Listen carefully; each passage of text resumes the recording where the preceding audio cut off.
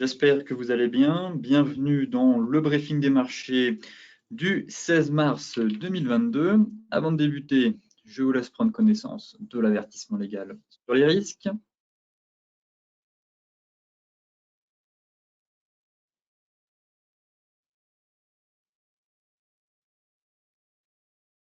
Et donc, grand jour pour les marchés aujourd'hui, puisque tous les regards sont braqués vers la Fed et la première hausse de taux de l'année à venir ce soir normalement. Donc, hier, en attendant, à Wall Street, on a quand même eu un joli rebond, que ce soit sur le Dow Jones ou DAX surtout, qui a quand même enregistré une hausse de plus de 3%. Forcément, la nouvelle baisse des prix du pétrole et la hausse conforme aux attentes des prix à la production ont contribué à rassurer les investisseurs sur l'inflation, alors que la Réserve fédérale, justement, s'apprête à faire des annonces de politique monétaire ce soir. Donc, effectivement, le Brent a quand même bien dégonflé. On est tombé en dessous de 100 $ le baril, après avoir grimpé à plus de 139 $ la semaine dernière, ce qui offre quand même un soulagement temporaire au marché, alors que l'inflation et les initiatives de la Fed pour la contrôler sont quand même devenues le principal sujet de préoccupation des investisseurs. Là maintenant, très clairement, les opérateurs attendent un peu d'avoir un peu plus de visibilité et surtout attendent les annonces des Jérôme Powell concernant, j'ai envie de dire, le calendrier déjà du resserrement monétaire et aussi un peu des annonces concernant potentiellement le ralentissement économique mondial à venir, notamment à cause du conflit en Ukraine avec la Russie, même si les États-Unis restent tout de même moins impactés que l'Europe par la crise ukrainienne. Maintenant, en Europe, gros rebond globalement ce matin, poursuite des annonces en provenance de Chine et un optimisme quand même prudent, je dirais, sur les négociations entre l'Ukraine et la Russie en attendant la Fed. Néanmoins, on a quand même des places européennes qui prennent plus de 3% juste avant les annonces de Jérôme Powell. Donc la tendance du jour s'annonce quand même plus favorable aux actions, alors que le président ukrainien Volodymyr Zelensky a fait savoir que les discussions entre négociateurs ukrainiens et russes, qui reprendront justement aujourd'hui, semblaient déjà plus réalistes, mais que davantage de temps serait nécessaire pour une prise de décision. Donc là, pareil, on est sur le chemin de la voie diplomatique. Donc le marché, comme toujours, préfère voir le verre à moitié plein et garde espoir pour trouver une solution à ce conflit.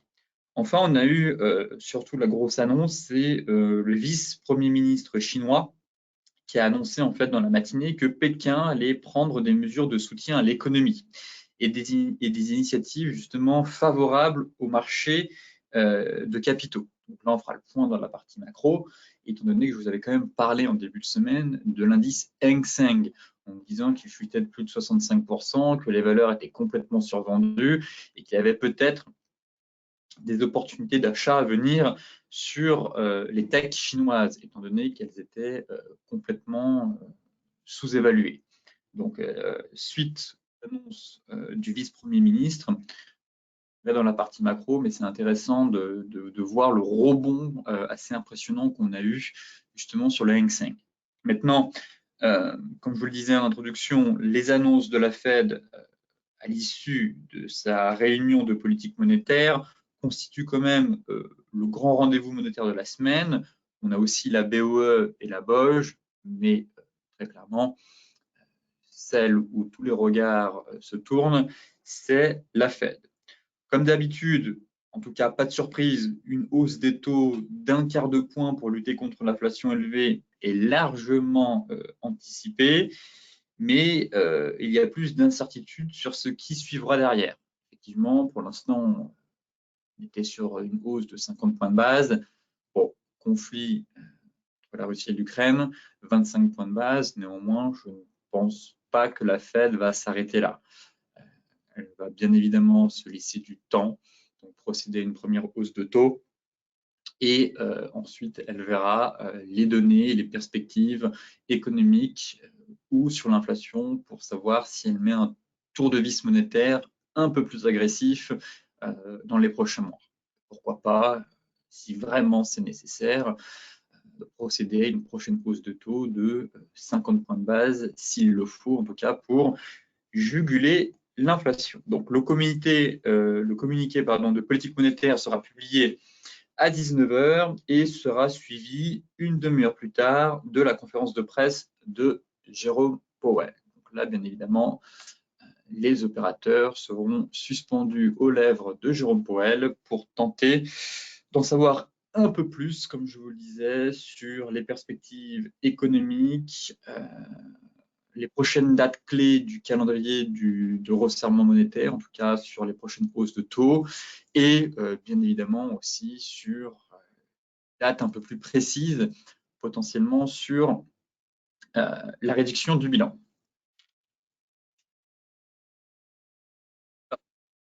Le Hang Seng, encore une fois, l'indice tech, je vous ai présenté ce graphique lundi ou mardi, je ne sais plus exactement, en vous disant Adlel est complètement survendu. Les investisseurs s'inquiétaient de la réglementation déjà, en tout cas d'un durcissement de ton dans la réglementation, notamment sur les sociétés de tech liées au gaming, par rapport aux réformes que veut faire le pays. Ensuite, le batifolage qu'on a eu, j'ai envie de dire, entre la Russie et l'Ukraine. La Russie qui tente d'échapper aux sanctions occidentales en s'alliant et en créant des partenariats avec la Chine. Donc, au cours des 2 dernières semaines, on a eu quand même une belle phase de chute. Et le gouvernement chinois sort du bois et annonce justement son soutien à l'économie. Donc là, ce qui est intéressant de noter, en fait, c'est que, comme vous pouvez le voir, on a eu un rebond de 22% de l'indice. Effectivement, Pékin s'engageant en fait à soutenir sa politique. Comme je vous le disais, le principal responsable de la politique chinoise a déclaré que le pays allait déployer des mesures pour stimuler l'économie et la stabilité de ses marchés de capitaux. Par conséquent, ça, c'est une énorme nouvelle pour les marchés. Stimuler l'économie, c'est tout simplement injecter des liquidités. Voilà, donc derrière, on connaît la suite. Quand les banques centrales injectent des liquidités, on repart comme en 40 derrière, c'est pleine balle.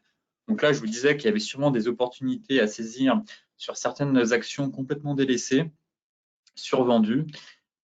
Néanmoins, il fallait un catalyseur clé. Relancer, en tout cas, inverser la tendance. Et forcément qu'on a le qui nous annonce qu'il va soutenir l'économie et la stimuler. Clairement, le message subliminal derrière, c'est nous allons injecter massivement des liquidités sur le marché pour éviter un effondrement de nos marchés. Donc là, derrière, nouvelle fois, une sorte de quantitative easing, très clairement. Par conséquent, ce qui explique la hausse assez impressionnante de 20%. Et si on regarde actuellement les sociétés chinoises cotées aux États-Unis, que ce soit Alibaba, Baidu, elles prennent déjà en pré-market 20 voire 15%. Donc, potentiellement un creux de marché et les investisseurs, face aux annonces du gouvernement chinois, pourraient revenir doucement dans les prochaines semaines sur les valeurs chinoises qui ont été complètement délaissées. Le sentiment des investisseurs qui est quand même tombé au plus bas depuis 2012. Généralement que quand les investisseurs ont le moral dans les chaussettes,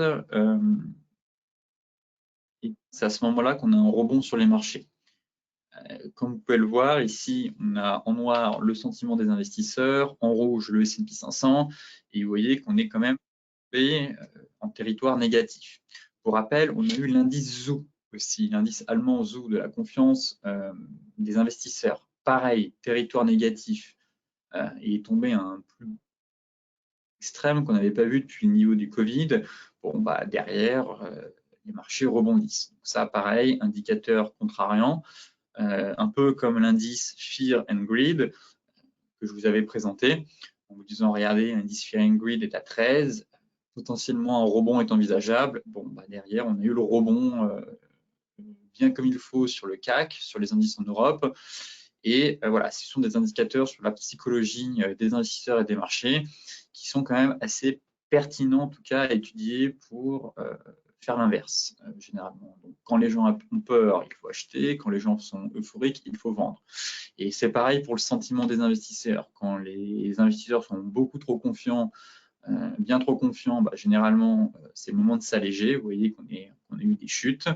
Et qu'au contraire, quand les investisseurs sont assez pessimistes, j'ai envie de dire, c'est le moment pour effectuer, en tout cas pour tenter de saisir des opportunités sur les marchés. Et comme on peut le voir ici, bon, on n'est pas non plus tombé sur des niveaux encore catastrophiques, mais voilà, c'est quand même un niveau assez bas hein, qu'on n'avait pas tapé depuis quasiment 2010. Généralement, on constate que là, on rentre en territoire négatif. Ici, en 2011, c'était le creux de marché. 2015, la période a été un peu longue en 2015, mais effectivement, derrière, le marché est quand même bien reparti. 2018, quand le marché s'est effondré suite à la quatrième hausse de taux au mois de décembre que le marché n'a pas su encaisser, que derrière, Jérôme Powell a fait volte-face en disant « j'arrête, on n'augmentera plus les taux en 2019. » Derrière, le marché est reparti pleine balle.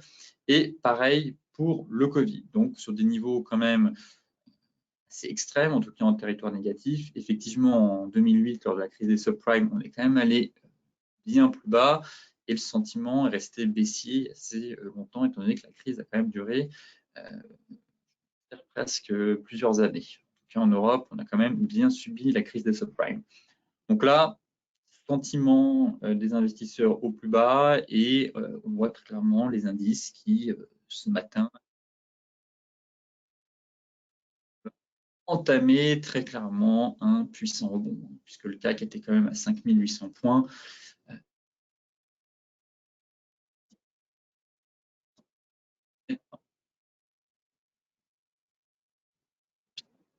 Pas certain.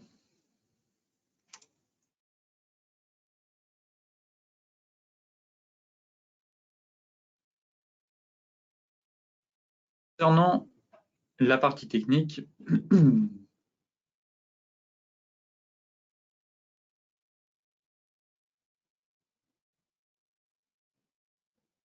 en rebond du CAC, enfin,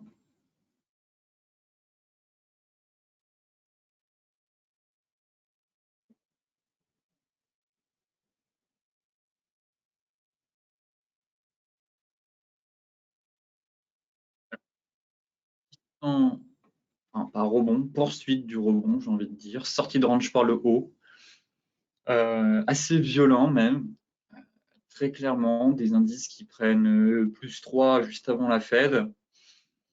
Bon, l'optimisme pardon, demeure sur les marchés, très clairement. Ça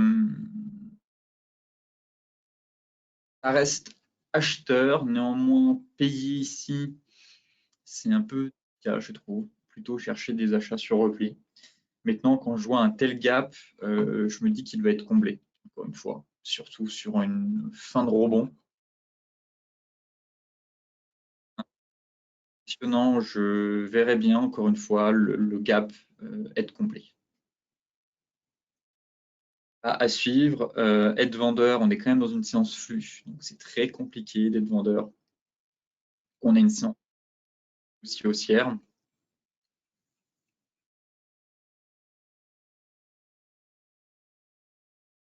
Sur, sur un niveau de prix intéressant, certes, effectivement, on le voit, hein, reste un niveau de résistance. Belle zone ici, je vous l'accorde. Maintenant, si certains veulent tenter des ventes, à protéger très rapidement, mais effectivement, on pourrait retomber pour derrière venir combler le gap en fait. Voilà, l'idéal, ce serait en fait de jouer ce comblement de gap et ensuite chercher des achats.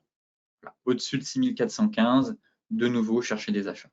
Si on enfonce ce niveau, on fait des ventes. On aura une dégradation. Pour l'instant, on reste dans un puissant rebond, un début de reprise haussière sur des plus bas et des plus hauts de plus en plus hauts. Si on casse les anciens plus hauts, ça va être compliqué. En tout cas, les vendeurs reprendraient la main. Pour l'instant, on est vraiment dans ce flux. Le gap est énorme. Le marché, à un moment donné, il va souffler. On fait quand même une hausse de quasiment 15%.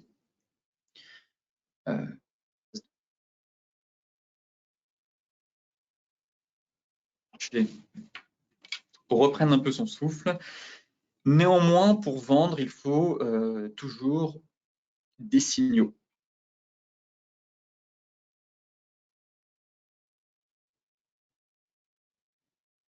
Alors, le gros niveau qu'on a ici, c'est vrai que je pense que ça va être comblé, effectivement, avant de repartir. Donc, si ce gap est comblé, je serai de nouveau intéressé pour chercher des achats aux alentours des 6415.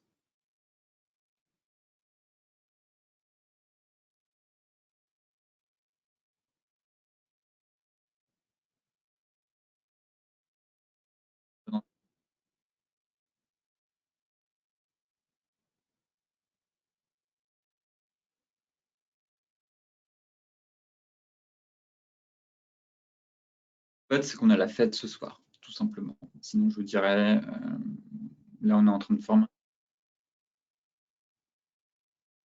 un avalement baissier. On l'a fait avec un gap. On a un petit avalement baissier qui va se confirmer d'ici 12 minutes. Alors, ça peut se tenter en intraday, mais à protéger très rapidement. Tenter une vente au moins une fois sur ce niveau, avec un stop loss au-dessus, voir ce que ça donne. Si ça part, mettre à break-even assez rapidement et viser, forcément, plus. Effectivement, j'aime beaucoup la zone sur laquelle se situent les prix.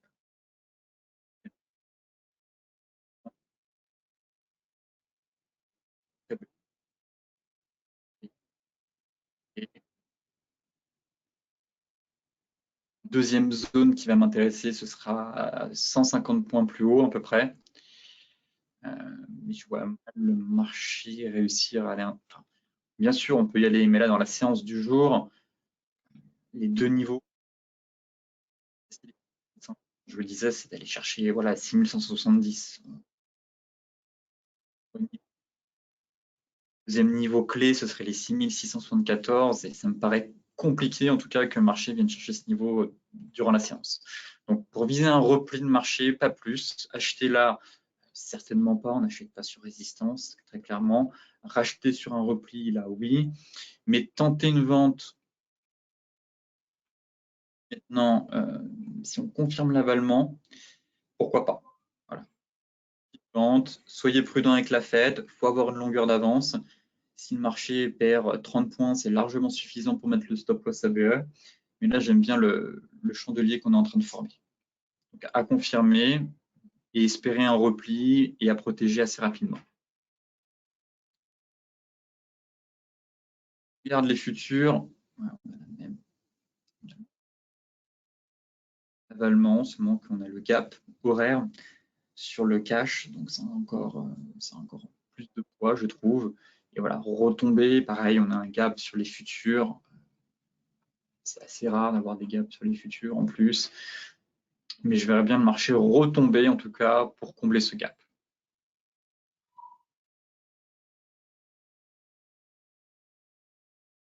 Divergence malheureusement. Mais dans un premier temps, voilà, venir chercher la moyenne mobile 50. Vous voyez, vendre, venir chercher la moyenne mobile 50. Si ça casse, aller chercher plus bas.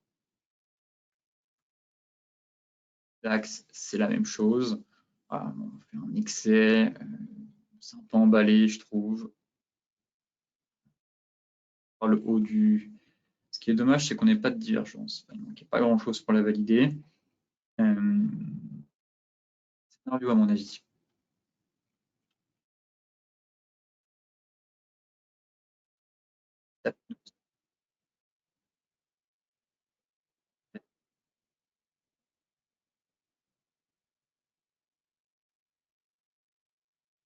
Dernière hausse complète depuis le crack lié au Covid. Donc, on est venu taper les 23,6. On a une petite zone ici où les prix sont venus tester avant de casser une fois, deux fois. Donc, on est venu sur ce niveau, cet ancien niveau. Zone.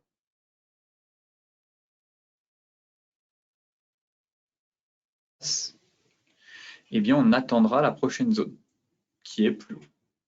Pour l'instant, pareil, sentiment que ce gap va être comblé. On est peut-être sur un gap d'essoufflement. Si vous voulez mon avis, bas. Non, bon,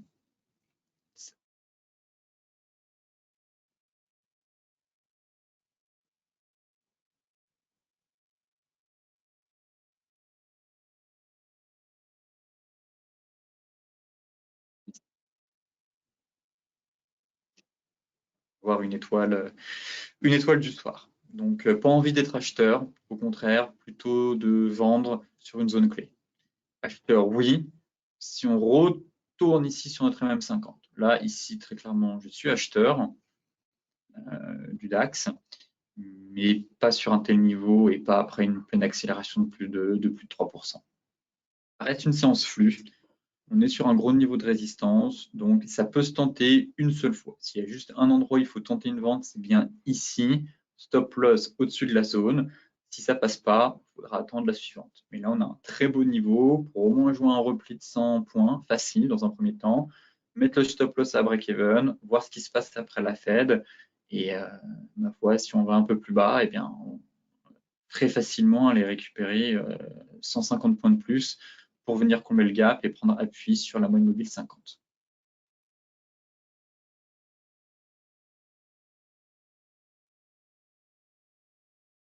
Jones, quasiment sur les 34 000 points. Le range fonctionne bien. Le Dow Jones, j'aimerais bien qu'il reprenne un peu de hauteur.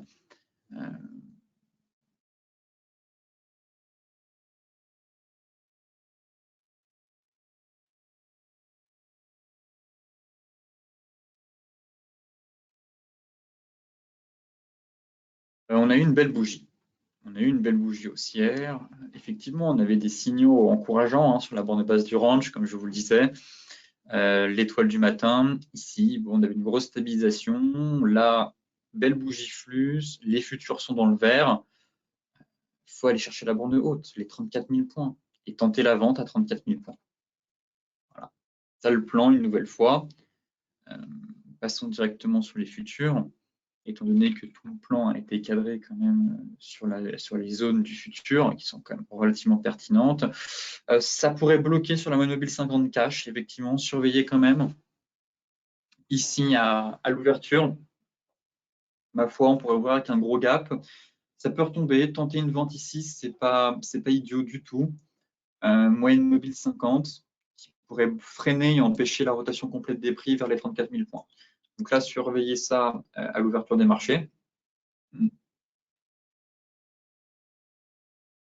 Non, basculons sur les futurs.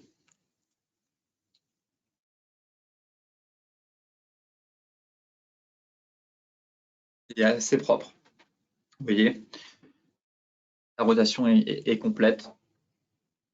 On est vraiment venu chercher la borne haute. L'idéal serait d'aller chercher un peu plus haut. Bel avalement ici qui a quand même bien relancé.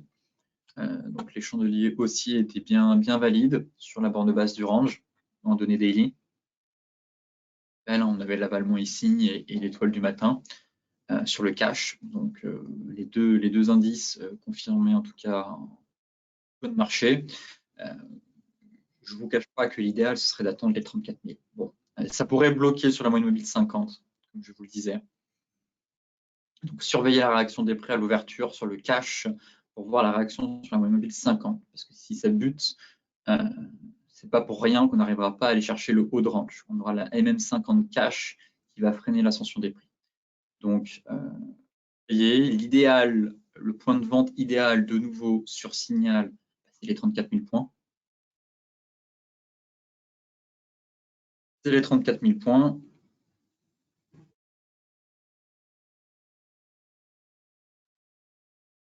Pas grand-chose, mais cette zone me semble parfaite. En tout cas, pensez à prendre des bénéfices pour celles et ceux qui étaient à l'achat. Belle jambe de hausse. Soyez pas trop exposés avant la Fed, hein, on ne sait vraiment pas ce qui peut se passer. On peut avoir le meilleur comme le pire. Donc, protégez-vous. Et une nouvelle fois, si on retourne ici, pourquoi pas tenter une vente si on a un joli signal. Bon, en tout cas, à surveiller. Ici, après la Fed, on casse par le haut les prix sortent le range. Bon, bah là, très clairement, il faudra chercher uniquement que des achats dans le sens du flux et on visera bien plus haut, 34 700, 35 500.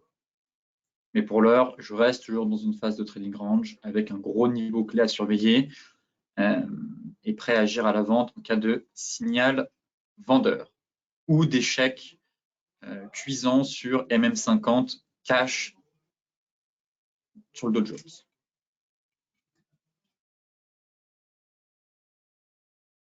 L'euro-dollar, bon, l'euro-dollar, attendons la Fed, très honnêtement, ça ne sert à rien de mettre en place des plans, même de mettre en place de l'argent, très honnêtement, je ne vois pas l'intérêt.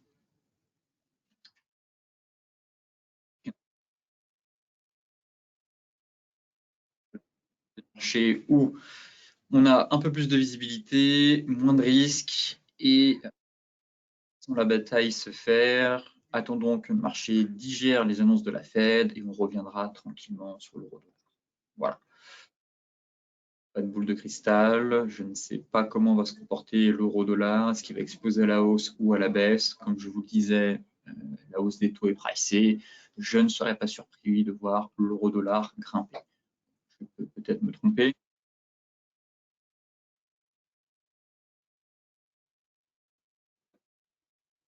Procède à une hausse de taux, sa monnaie est censée s'apprécier. Bon, chose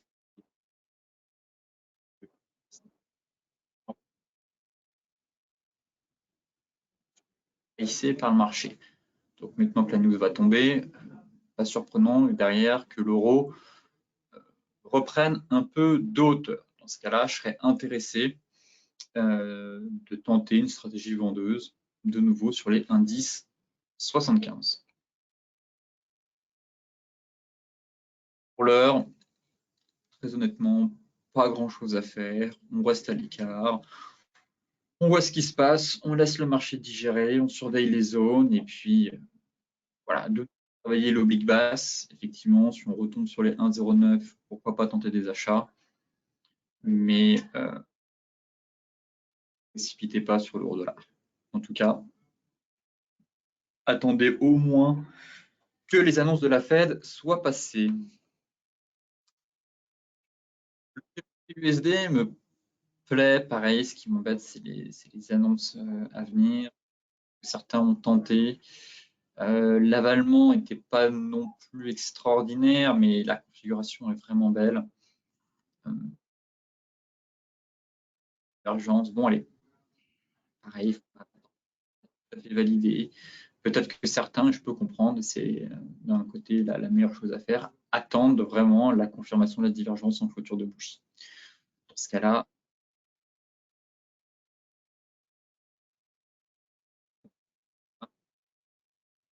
stop loss sous les plus bas, et on visera au moins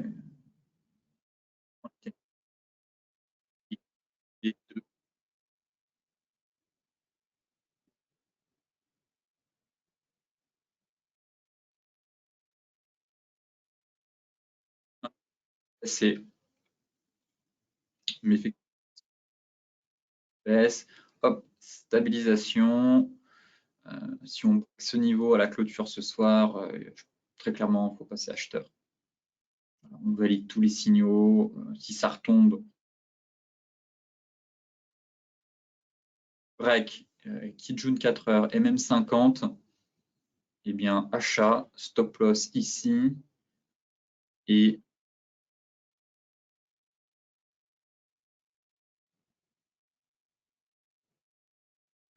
ici, si on casse ce niveau, ce sera stop loss ABE, TP1, TP2. Voilà le plan, la condition, selon moi, pour valider ce plan, cette breakée, cette petite zone. Voilà. Là, on a une convergence. Kijun MM50. Avec eh bien, le stop loss est reprise haussière. En tout cas, espérons qu'on ait au moins un rebond assez conséquent. Le GBP-NZD, invalidation du plan. Il y avait une condition, hein, c'était qu'on ait une clôture. Alors, attendez.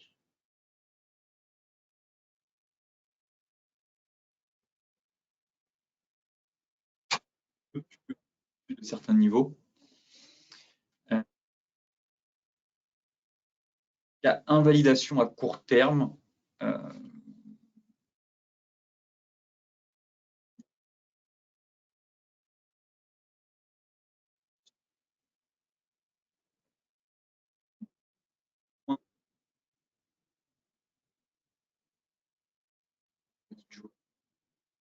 Moi, le plan reste le même. Intéressé pour activer le plan acheteur si on break les anciens plus hauts, ici.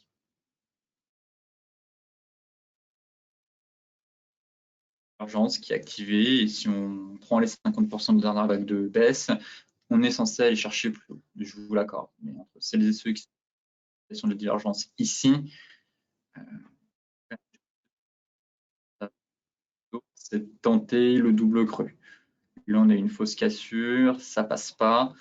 Donc là, maintenant, pour les retardataires, l'idéal serait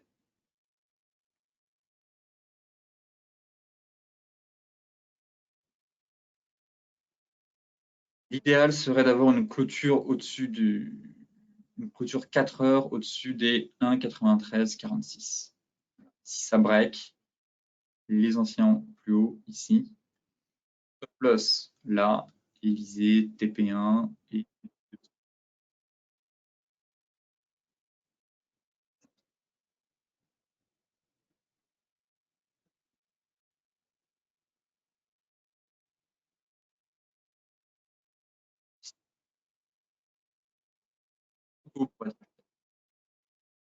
à ce niveau.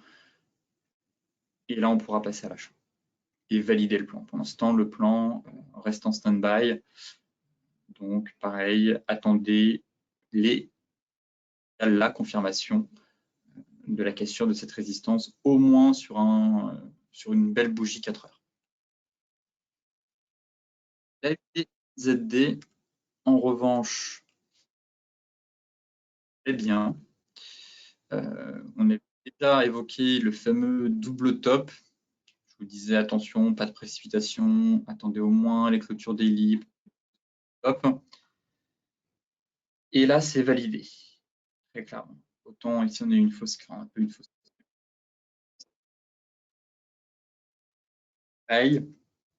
Là, c'est breaké. Donc, même chose, plan de vente qui pourrait s'activer avec un stop loss par ici.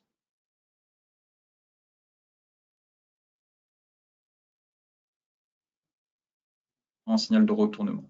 Donc là, on est en plein sur théorique par ici.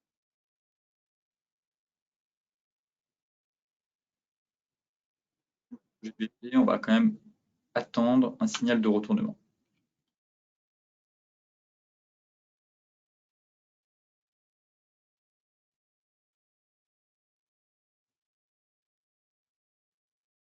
Signal horaire.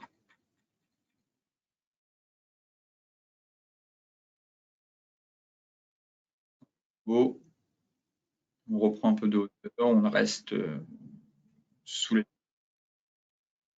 Si vous avez un joli break horaire baissier ou même 4 heures, eh bien, n'hésitez pas à vendre. Voilà, il faudra vendre.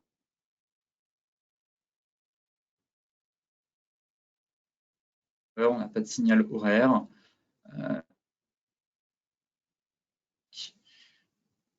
Surveillez ce beau niveau quand même. 4 heures, mais au moins un signal horaire. Une belle bougie directionnelle baissière. Dans ce cas-là, on peut valider le plan et placer le stop loss juste ici. Voilà. Continue de monter, qu'on réintègre le range, et bien de nouveau, ce serait un bear trap. Par conséquent, on reprenne de la hauteur et que le stop se fasse toucher. D'où l'intérêt d'attendre quand même un signal sur une unité de temps plus courte afin de vendre plus sereinement. Donc, on fera le point demain en espérant qu'on ait eu un joli signal baissier pour valider ce plan. Gold. Eh bien, le gold a validé sa divergence horaire. Pour rappel, la zone des 1910 m'intéresse toujours. C'était le niveau que j'avais envie sur l'or.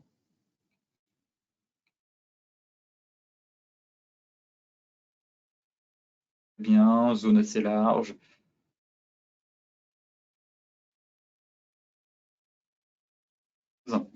Maintenant, si on rajoute les Chimo,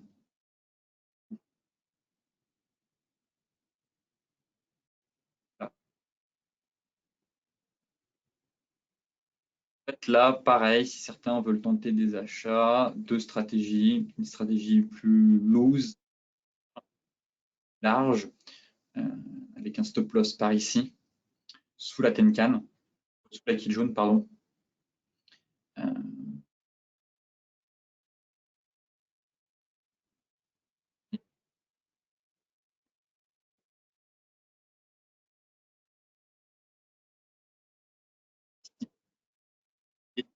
Trader agressif peut valider divergence horaire, l'avalement, donc peut-être que certains sont rentrés ici. Là, on a une belle stabilisation. En tout cas, j'aime beaucoup ce qu'on est en train de faire. Belle baisse, stabilisation sur le support. À voir avec la Fed, mais si ça repart, en tout cas, on peut aller chercher très haut.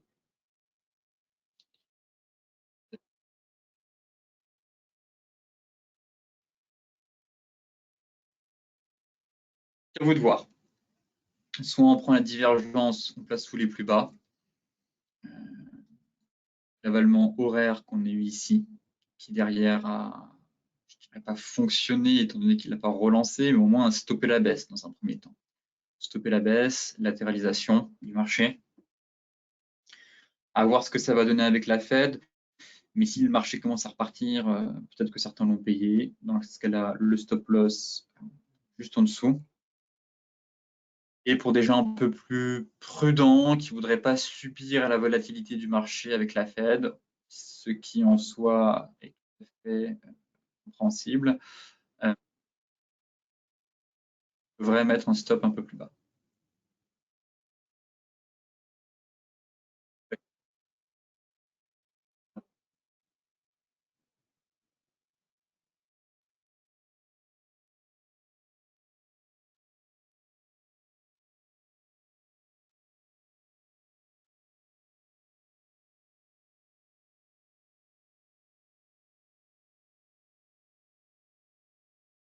Le plan, grosso modo, sur le gold. Donc, affaire à suivre. Mais on est sur une zone, pour moi, ça se travaille. On est toujours dans un flux haussier. Tant que ce niveau ne casse pas, cherchez des achats sur signal. Après, à vous de voir en fonction de votre exposition, en fonction des annonces qui vont tomber ce soir, comment vous décidez de placer votre stop. Peut-être que certains préféreront attendre la Fed, au moins les annonces de la Fed, voir comment l'or réagit, ce qui en soi est tout à fait OK aussi avec ce scénario-là. Si certains sont déjà rentrés sur la validation de la divergence horaire, bon, soit le stop loss, vous l'avez placé sous les plus bas, soit vous l'abaissez sous le plat qui jaune hebdomadaire, pour ne pas subir la volatilité si jamais on a une trop forte volatilité après le discours de Jérôme Powell. Voilà le plan. Mais pour l'instant, en tout cas, je reste haussier et intéressé pour payer le gold sur les grosses zones clés. Donc là, très clairement, les gros niveaux. Et tant que ce niveau ne tient pas, et des ventes sur ce marché.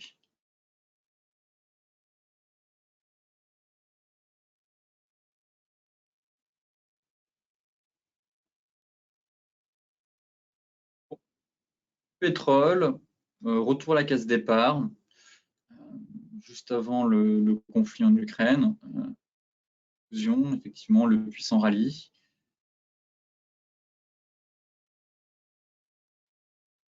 Haussier, comme toujours, c'est tentant d'être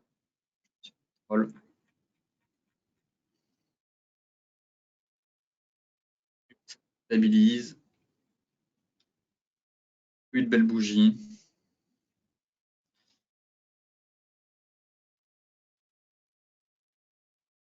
J'ai vraiment pas envie d'être vendeur. On est sur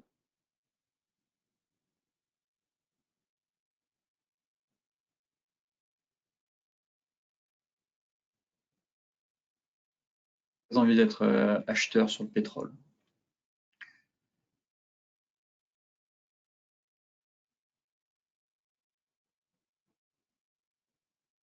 Deux scénarios. Le premier serait de retourner sur la bande, de retourner un peu plus bas.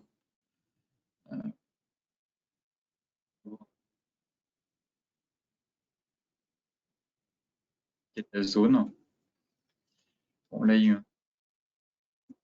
y a ça me plaît, cette configuration. Maintenant, on est dans un range. Effectivement, on est dans un range, donc on peut comprendre celles et ceux qui préfèrent attendre et avoir une confirmation un peu plus avancée sur la hausse, ça veut dire, avec une sortie de range par le haut.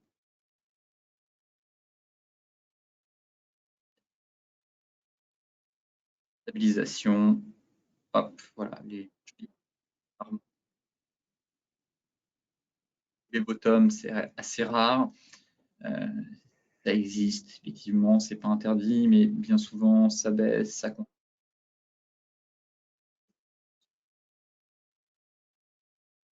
solide, potentiellement, ça pourrait repartir.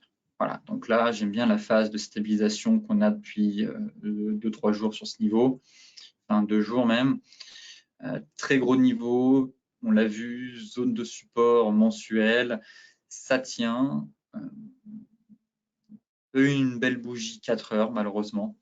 Donc là, l'idéal, je me dis, bon, si on break la MM50 et qu'on casse au-dessus du range, pourquoi pas tenter un achat avec un stop loss par ici, assez large et viser un retour sur les 112. Là, malheureusement, en 4 heures, pour l'instant, je suis stabilisation, mais j'ai pas une belle bougie. On aurait eu une belle bougie, je pense que j'aurais envoyé un plan de trade flux directionnel, que des petites bougies, des short day, enfin, en tout cas des bougies de stabilisation, hein, des sortes de doji, mais zone basse. Voyons voir sur le light ce que ça donne, d'où l'intérêt justement d'attendre la sortie de range. Ouais, sur le light, c'est exactement la même chose. Attendez un peu plus bas. Le light, j'aurais bien aimé qu'on comble ce gap.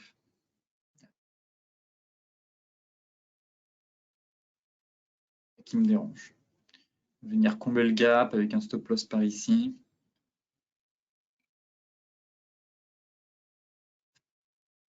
Sur le, je préfère le Brent. Et bon, là, c'est le range de consolidation ici, tac, tac, tac.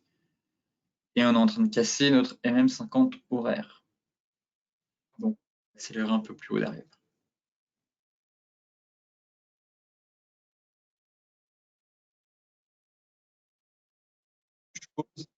Dire ne vous précipitez pas avec les annonces de Powell. Peut-être que le pétrole peut aussi réagir. Ce serait dommage d'être exposé un peu trop au marché, que ce soit sur les indices, le forex et le pétrole.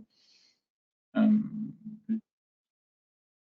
trader, je pense actuellement, c'est très clairement le pétrole, surtout que c'est le plus volatile. Donc on peut vraiment avoir des mouvements brusques et erratiques sur ce marché.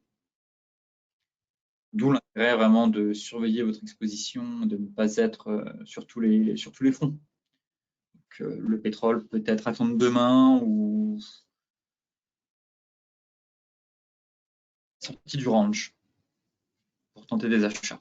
Mais dans l'idée, je préfère quand même la configuration qu'on a sur le Brent plutôt que sur le WTI. Ce qui me dérange juste, c'est le gap qui n'a pas été comblé. Peur que le marché retombe un peu plus bas. Et on n'est pas sur une zone intermédiaire, alors que le Brent est vraiment posé sur une très belle zone hebdomadaire, comme on a pu le voir hier.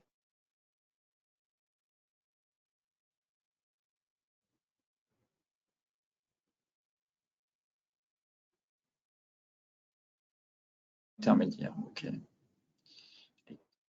60, mais c'est pas non plus la belle des zones.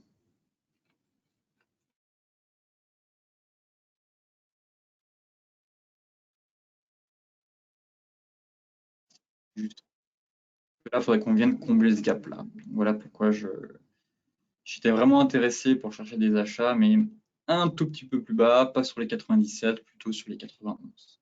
Bon, on verra si le marché me donne ce niveau ou pas. Sinon, surveiller la sortie de range horaire sur le pétrole. Les cryptos, bon, même combat aussi. Ça va réagir après les annonces de la Fed. Donc à voir ce que ça va donner. Espérons qu'on a une cassure de résistance, un retour de flux. Pas passer non plus d'heures à mettre en place des scénarios. Le plan, c'est toujours le même. Il n'a pas changé. C'est de travailler uniquement nos zones.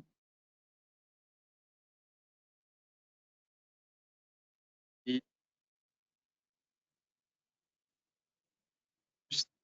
agir que sur les zones, sur le BTC comme sur l'Ethereum. 33 000.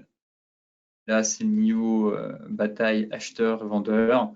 Moi, je suis intéressé à la cassure des 45 000 pour viser une nouvelle jambe de hausse. En tout cas, pour espérer une nouvelle jambe de hausse. Maintenant, là, sous résistance. Est-ce qu'il faut acheter sous résistance? Non. Vendre non plus. Les annonces de la Fed, oui. Car à mon avis, les cryptos vont réagir après le discours de Jérôme Powell. Et surtout sur la hausse des taux. Ça va être intéressant de voir comment les cryptos se comportent. Relevé à 0,25, d'un quart de point. Pour l'heure, très honnêtement, c'est plat. Calme plat sur les cryptos, assez léthargique, pas grand-chose à dire, pas grand-chose à faire, à part malheureusement me répéter du plan que je martèle depuis maintenant plusieurs semaines, mais je ne vois aucun, à part pour les traders intraday, mais personnellement, je viens plutôt sur du swing, donc d'attendre les zones. 40 et plus haut, plus compliqué à trader, en tout cas. À se positionner en bas. Bon, tant mieux pour vous. Sur la partie de la hausse, mais au moins je préfère avoir un beau retour de payer sereinement ou une belle cassure d'un niveau majeur où je sais que là, il y a un fort potentiel pour repartir dans une reprise haussière, dans une belle tendance. Donc, d'où l'intérêt, selon moi, d'attendre 40.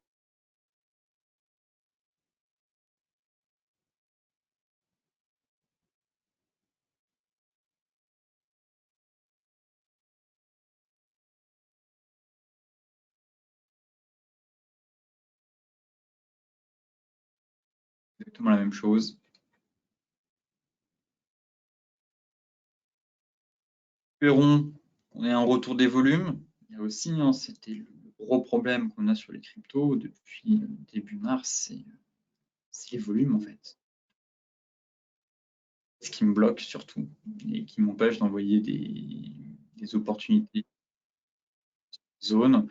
Je trouve qu'on a peu de réactions, ça manque de peps, ça manque de carburant, ça manque de flux, ça manque de direction dans les bougies.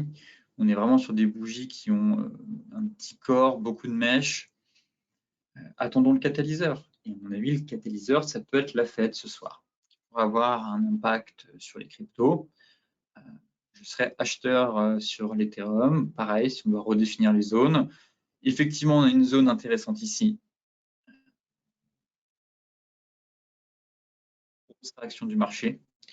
Donc là, si on retape et qu'on valide le double creux, pourquoi pas tenter un achat en amont pour les plus agressifs, si on se m'en donnait 4 heures.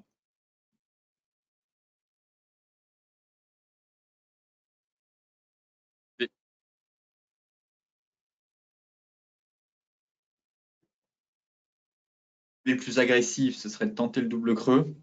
Pour les plus prudents, tout simplement,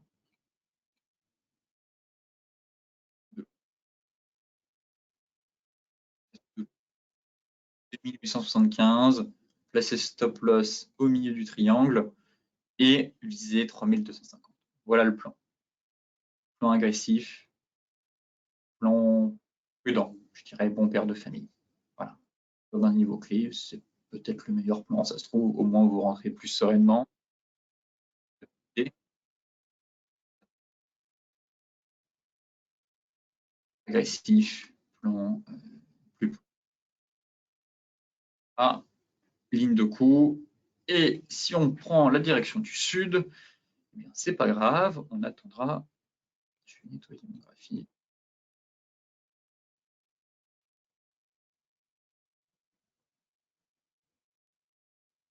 C'est pour payer un retour sur support. Ici, cassure de ligne de coup. Et ici, sur cassure d'oblique et de résistance et potentiellement sortie de triangle. Voilà les 3 niveaux clés à surveiller pour moi sur l'Ethereum d'ici ce soir. Là, on fera un gros point demain en espérant qu'on ait un retour des volumes, du flux à analyser d'ici demain. Sur ce, je vous souhaite une excellente journée, de très bons trades. Soyez prudents sur les marchés, surveillez votre exposition, bon money management, gérez bien votre risque aussi avant la Fed,